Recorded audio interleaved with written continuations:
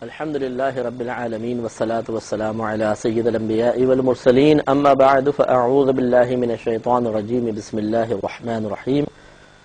الحمدللہ پروگرام الفرقان میں ہم نے الفرقان کے عنوان کے تحت پہلے عقائد پر تفصیلی کلام کیا اور عقائد کے ٹاپک کے تحت بہت سارے مزید ٹاپکس لیے اور اس کے بعد اب ہم اعمال کی طرف توجہ کر رہے ہیں، متوجہ ہوئے ہیں اور اعمال کے بارے میں صحیح اور غلط کو بیان کر رہے ہیں، کیونکہ بعض اوقات ایک عمل کے بارے میں ہم نے سنا ہوتا ہے لیکن صحیح معرفت نہ ہونے کی بنا پر اگر وہ فضیلت سے تعلق رکھتا ہے تو کما حق فضیلت حاصل نہیں کر پاتے ہیں، اور اگر وہ اخلاق رذیلہ سے تعلق رکھتا ہے، برے اخلاق قبیحہ جن کو کہا جاتا ہے ان سے تعلق رکھتا ہے تو اس سے کلی طور پہ بچ نہیں پاتے۔ اس لیے ضروری ہے کہ جیسے ہم نے آپ کو عرض کیا تھا کہ سورہ عصر میں اللہ تبارک و تعالی نے واضح طور پر ارشاد فرمایا کہ ان الانسان لفی خسر، بے شک تمام انسان خسارے میں ہیں، الا الذین آمنوا وعملوا الصالحات، مگر وہ جو ایمان لائے اور انہوں نے نیک اعمال کیے، یعنی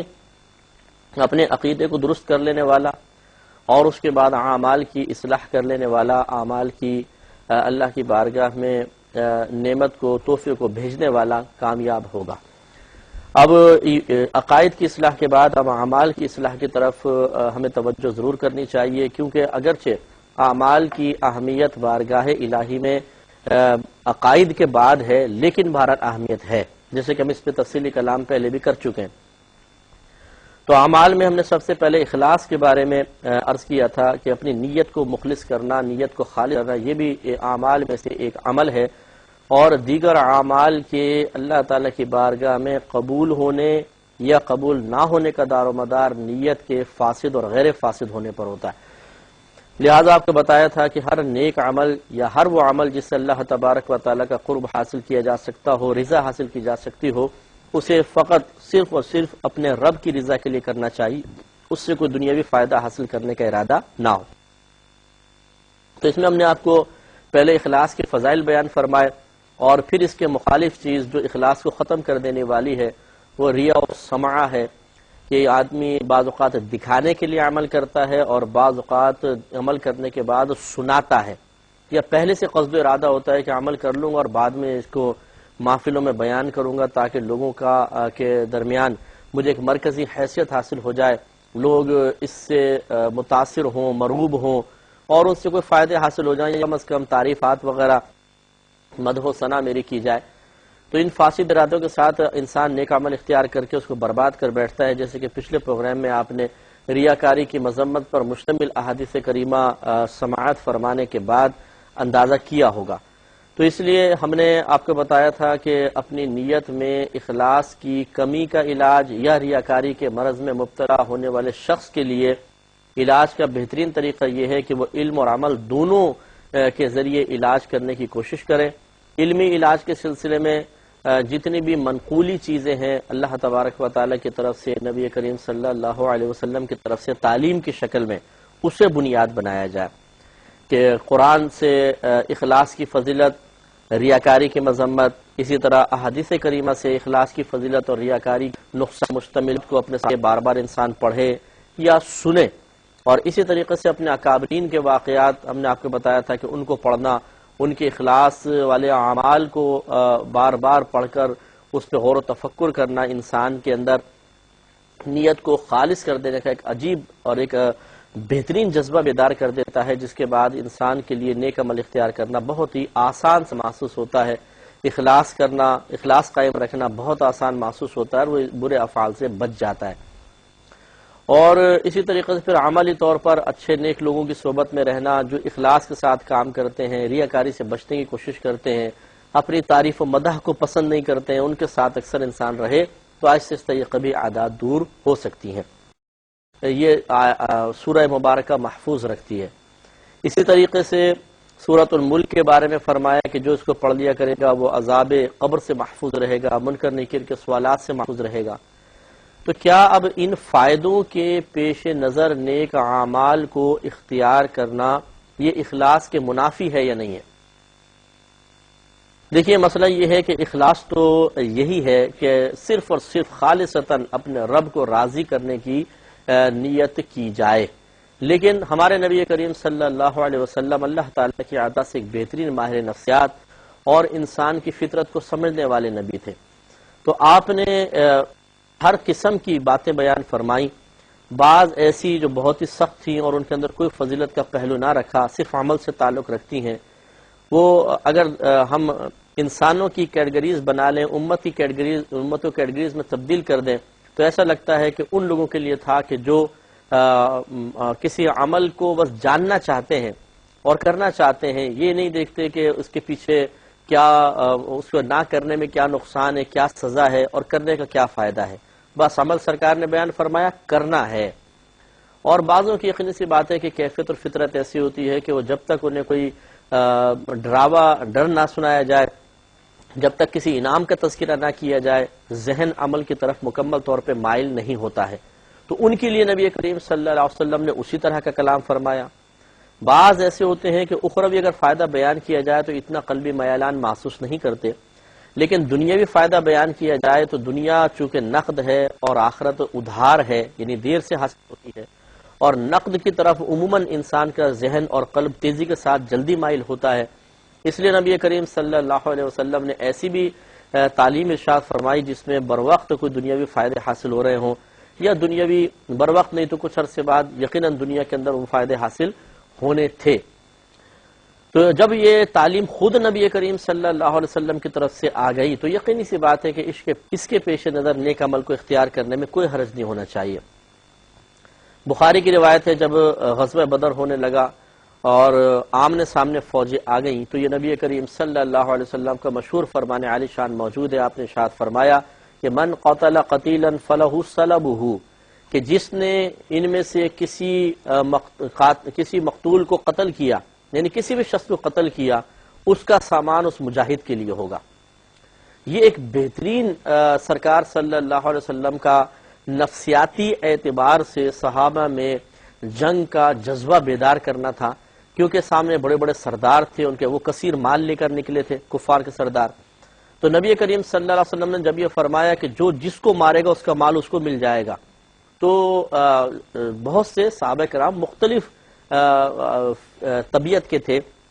جو نبی کریم صلی اللہ علیہ وسلم کی صحبت میں عرصہ دراز سے رہ رہے تھے، شہری صحابی تھے، ان کے پیش نظر مال کی کوئی اہمیت اتنی نہیں تھی اور وہ صرف اور صرف اللہ تبارک و تعالیٰ کی رضا کی خاطر جہاد وغیرہ کیا کرتے تھے. لیکن جو بدو صحابی تھے، اعرابی صحابی تھے، یا اتنا زیادہ صحبت نبوی صلی اللہ علیہ وسلم سے فیضیاب نہیں تھے، بہرحال وہ اپنے اندر مال کی ایک چاشنی، ایک مال کی طرف قلبی میلان محسوس فرماتے تھے.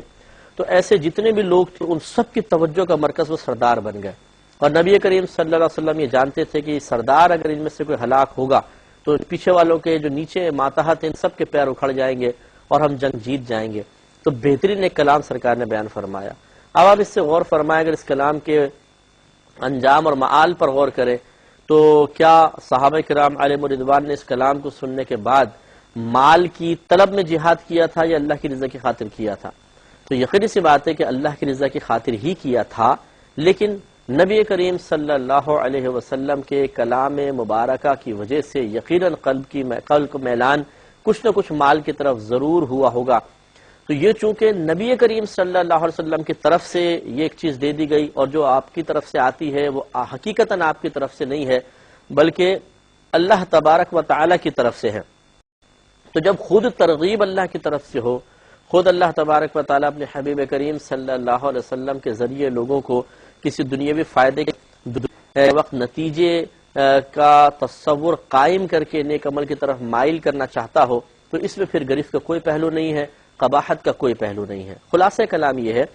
کہ احادیث کریمہ میں بیان کردہ فائدوں کے پیش نظر اگر کوئی نیک عمل اختیار کرے تو اس میں گرفت کا کوئی پہلو نہیں ہے، لیکن افضل اور اولا پھر بھی یہی رہے گا کہ انسان اس چیز کو جاننے کے بعد اس پر اتنی توجہ نہ کرے، توجہ رکھے اپنے اللہ تعالیٰ کی رضا کی طرف، اور ٹھیک ہے پھر یہ سوچے کہ یہ جو میرے پیارے آقا ہمارے نبی کریم صلی اللہ علیہ وسلم نے ایک عیساوی خصوصیت بتا دی ہے، اللہ کی رضا کی خاطر عمل کروں گا تو ضمناً یہ بھی ضرور حاصل ہو جائے گی. لیکن یقیناً ہم نبی کریم صلی اللہ علیہ وسلم نے یہ فضیلت ایسے لوگوں کے لیے بیان فرمائی ہوگی کہ جو اس فضیلت کے بغیر اپنے آپ کو عمل کی طرف مائل ہوتا دیکھتا مشکل محسوس کرتے ہیں، اور میں ایسا نہیں ہوں، تو بہرحال میں اللہ کی رضا کی خاطر عمل کروں گا اور ساتھ میں فائدے بھی حاصل ہو جائیں گے۔ تو اس لیے اس قسم کے پھر فوائد کے حصول کے لیے نیک عمل کرنا ناجائز نہیں رہے گا۔ اسی طریقے سے بعض اوقات ایسا ہوتا ہے کہ ہم ایک سنت کی ادائیگی کی نیت کرتے ہیں، اور خصوصاً جب اس کا تعلق کھانے پینے کے ساتھ ہو تو ایک حظ نفس محسوس ہوتا ہے کہ مثال کے طور پہ بکری کا گوشت کھانا نبی کریم صلی اللہ علیہ وسلم کی سنت کریمہ ہے، کھجور کھانا سنت ہے، اب دل بھی بہت چاہ رہا ہے تو آدمی بعض اوقات اپنے نفس کی خواہش پوری کرتے ہوئے ایک احساس جرم سا محسوس کرتا ہے، شرمندگی محسوس کرتا ہے، تو اس شرمندگی کو دبانے کے لیے، اس احساس کو دبانے کے لیے ایک اور احساس کا غلبہ کرنے کی کوشش کرتا ہے کہ جی میں تو سنت پر عمل کر رہا ہوں، لیکن دل کے کہیں گوشے میں ہوتا ہے کہ سنت تو بہرحال پوری کرنے کا ہو سکتا ہے قصد و ارادہ ہو، لیکن اصل میں دل چاہ رہا ہے کہ میٹھا کھایا جائے، دل چاہ رہا ہے کہ گوشت مل جائے، تو کیا یہ اخلاص کے منافی تو نہیں ہوگا؟ تو بات وہی ہے کہ اگر خالصتاً انسان نیت سنت کی ادائیگی کر رہا ہے اور اس کے نہ چاہتے ہوئے بھی نفس کا میلان کسی ایک جانب ہے، تو اس میں یہ پھر یہ بری ذمہ ہے، کیونکہ نفس کا میلان کس جانب ہو اس کے سلسلے میں انسان بے اختیار رکھا گیا ہے۔ ہاں یہ ضرور ہے کہ جب اس کی بے اختیاری کے ساتھ ساتھ نفس کسی غلط کام کی طرف بڑھے، اسے اس چیز کا اختیار ضرور ہے کہ اس سے روکے، میلان سے تو نہیں روک سکتا لیکن عمل کرنے سے ضرور روک سکتا ہے کہ جب نفس اس چیز کی طرف میلان محسوس کر کے اس کو عمل پر ابھارے تو یہ اس سے اپنے آپ کو روک لے۔ تو لہٰذا بہرحال ایسی صورت میں بھی صرف یہ سوچ کر کہ یار حفظ نفس حاصل ہوگا میں سنت کو ترک کر دوں، مناسب نہیں ہے، سنت پوری کرنی چاہیے، اور صرف قصد و ارادہ یہی انسان کرے کہ میں اپنے نبی کریم صلی اللہ علیہ وسلم کی سنت کو پورا کر کے اللہ تعالیٰ کی رضا حاصل کرنا چاہتا ہوں۔ ہاں اس میں یہ ضرور ہے کہ اگر نفس کو کچلنا چاہیں، نفس کی خواہش کو دبانا چاہیں، نفس کا حصہ ختم کرنا چاہیں، تو جیسے مثال کے طور پر ابھی کھجور سامنے آئی اور یقین ہے کہ بعد میں بھی ملی جائے گی، اور نفس نے کہا کہ سنت پوری کر لو، تو آپ نے کہا کہ ٹھیک ہے پوری کر لوں گا لیکن ابھی نہیں، بعد میں، اور جس وقت زبردست خواہش کا غلبہ اس ٹائم آدمی چھوڑ دے، پھر جب بعد میں جب یہ غلبہ کم ہو جائے، اب جب وہ اٹھا کے کھائے گا تو اس وقت کھانے میں اور اس وقت کھانے میں زمین آسمان کا فرق محسوس کرے گا کہ اگر پہلے کھاتا چاہے سنت کی نیت سے کھا رہا ہے لیکن چونکہ نفس کی خواہش کے تابع ہو کے کھاتا تو اتنا کوئی نور محسوس نہ ہوتا، لیکن جب نفس کی خواہش کو ٹالنے کے بعد کچھ عرصے بعد یہ کھائے گا، 1 گھنٹے بعد 2 گھنٹے بعد کھا لے، 2 دن بعد چاہے کھا لے، تو اب وہ کھانے کے اندر ایک عجیب نور محسوس ہوگا، اس لیے کہ اللہ تبارک و تعالیٰ نے نفس کشی میں ایک عجیب و غریب لذت اور نور کو پوشیدہ فرمایا ہے جو وہی محسوس کر سکتا ہے جو اپنے نفس کی خواہشات کو دباتا ہے۔ تو بہرحال یہ بھی پھر اخلاص کے منافی نہیں ہوگا۔ ایک آخری بات اس سلسلے میں اور انشاءاللہ ہم عرض کریں گے، وہ یہ ہے کہ بعض اوقات ایسا ہوتا ہے کہ نہ چاہتے ہوئے بھی لوگوں کو ہمارے کسی نیک عمل پر اطلاع مل جاتی ہے اور اس پر وہ ہماری تعریف کر دیتے ہیں اور اس تعریف سے خوشی بھی محسوس ہوتی ہے، اور کبھی ایسا ہوتا ہے کہ ہم کوئی نیک عمل کر رہے ہوتے ہیں، ہم نے دکھاوے کے لیے نہیں کیا ہوتا لیکن کوئی ہمیں دیکھ لیتا ہے اور اس پوشیدہ نیک عمل کو اس شخص کے دیکھ لینے کی بنا پر ہمیں ایک لذت سی حاصل ہوتی ہے، تو کیا اس میں کوئی اخلاص کے منافی معاملہ ہے؟ اس سلسلے میں 2 روایتیں ہیں۔ ایک روایت کے مطابق ایک صحابی نبی کریم صلی اللہ علیہ وسلم کی خدمت میں حاضر ہوئے، سیاہ ستہ کی روایت ہے، عرض کیا رسول اللہ صلی اللہ علیہ وسلم میں تنہا نماز پڑھ رہا تھا اور میرا کوئی قصد و ارادہ کسی کو دکھانے کا نہیں تھا، مفہوم آپ کو عرض کر رہا ہوں حدیث کا، کہ اچانک ایک شخص مسجد میں داخل ہوا اور اس نے مجھے عبادت کرتے ہوئے دیکھا تو مجھے ایک لذت اور خوشی سی محسوس ہوئی، تو یہ کیا یہ اخلاص کے منافی تو نہیں ہے، یہ خوشی قابل گرفت تو نہیں ہے؟ تو نبی کریم صلی اللہ علیہ وسلم نے ارشاد فرمایا کہ نہیں، یہ تو اللہ کا انعام ہے جو تجھے دنیا میں حاصل ہوا ہے۔ تو یہ معلوم اچھا دوسرے پھر ایک روایت ایک صحابی نے عرض کی، یہ مسلم کی روایت ہے، یا رسول اللہ صلی اللہ علیہ وسلم بعض اوقات ایسا ہوتا ہے کہ لوگ ہماری کسی بات پر تعریف کر دیتے ہیں جس سے ہم خوشی محسوس کرتے ہیں، تو کیا اس پر کوئی گرفت کا پہلو ہے؟ سرکار صلی اللہ علیہ وسلم نے فرمایا کہ نہیں، یہ تو اللہ تعالیٰ کی طرف سے ایک بندے کو انعام دیا گیا ہے، ایک اللہ کی نعمت ہے، اس میں کوئی گرفت کا پہلو نہیں ہے۔ تو معلوم یہ ہوا کہ اگر نہ چاہتے ہوئے بھی کوئی ہماری تعریف کرتا ہے، بشرطے کہ ہم نے پری پلاننگ کوئی ایسا ماحول نہ بنا دیا ہو، کوئی ایسا جان بوجھ کر ہم نے منصوبہ نہ بنایا ہو کہ جس کے جواب میں لوگ ہماری تعریفیں کریں، پھر تو قبیح ہے۔ نہ چاہتے ہوئے بھی، جیسے شادی بیاہ کی کسی محفل میں پہنچے، کسی نے کہا جی وہ سنا آپ نے ایسا کیا، بہت خوشی ہوئی، اللہ تعالیٰ آپ کو جزائے خیر عطا فرمائے، تو اس سے اب مزہ آنا شروع ہو گیا، خوشی حاصل ہوئی۔ اور خصوصاً جب کوئی معظم دینی بڑی شخصیت انسان کی تعریف کرتی ہے، زیادہ خوشی محسوس ہوتی ہے، اس لیے کہ عام لوگوں کی تعریف کی بنا پر نفس کمال کی بو محسوس نہیں کرتا ہے،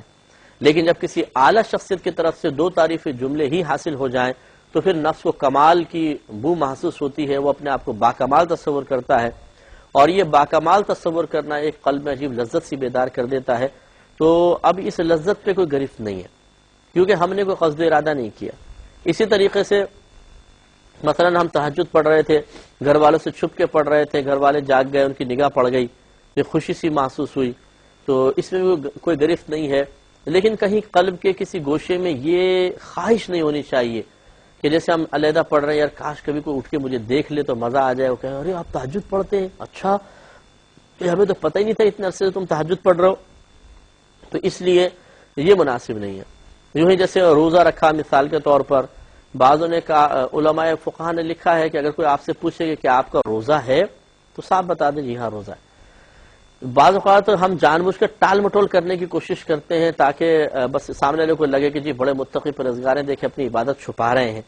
ایسا کرنے کی کوئی ضرورت نہیں ہے، حالانکہ چھپاتے ہوئے دل میں لذت اور محسوس ہوتی ہے، اور دل چاہتا ہے اور کرے دے اور کرے دے اور معلوم کرے، تو اس میں پھر فوراً آدمی بتا دے تاکہ نفس کو لذت حاصل نہ ہو اور کہیں انسان کی نیت فساد کی طرف نہ چلی جائے۔ تو خلاصہ کلام یہ ہے کہ اگر یہ محسوس ہوتا ہے